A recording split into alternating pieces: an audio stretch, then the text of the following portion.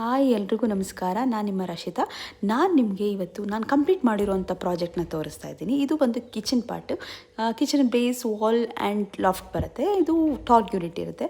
And room ಅಂತ ಬಂದರೆ foldable table ಇದೆ, ಕಾಟ್ ಇದೆ ಆ್ಯಂಡ್ ಒಂದು 3 ಡೋರ್ಸ್, ಸ್ಲೈಡಿಂಗ್ ಡೋರ್ಸ್ದು ವಾರ್ಡ್ರೋಬ್ ಇದೆ.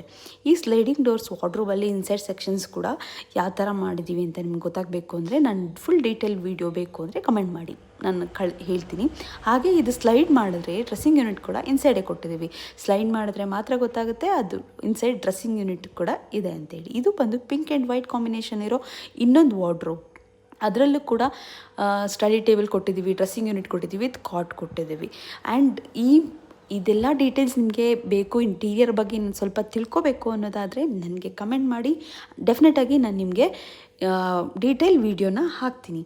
ಆ್ಯಂಡ್ ಇದು ಒಂದು ಟಿ ವಿ ಯೂನಿಟ್ ಕೂಡ ಬರುತ್ತೆ. ಇದರಲ್ಲಿ ಟಿ ವಿ ಯೂನಿಟ್ ಆ್ಯಂಡ್ ಹಾಲ್ ಅವತ್ತು ಪೂಜಾ ಇದ್ದಿದ್ದರಿಂದ ನನಗೆ ಡೀಟೇಲಾಗಿ ವಿಡಿಯೋ ತೊಗೊಳಕ್ಕಾಗಲಿಲ್ಲ. ಡೆಫಿನೆಟಾಗಿ ನಿಮ್ಗೆ ಬೇಕು ಅಂದರೆ ಕಮೆಂಟ್ ಮಾಡಿ. ಡೆಫಿನೆಟಾಗಿ ನಾನು ನಿಮಗೆ ಪೂರ್ತಿ ಲೆಂತಿ ವಿಡಿಯೋ ಹಾಕ್ತೀನಿ, ಓಕೆನಾ?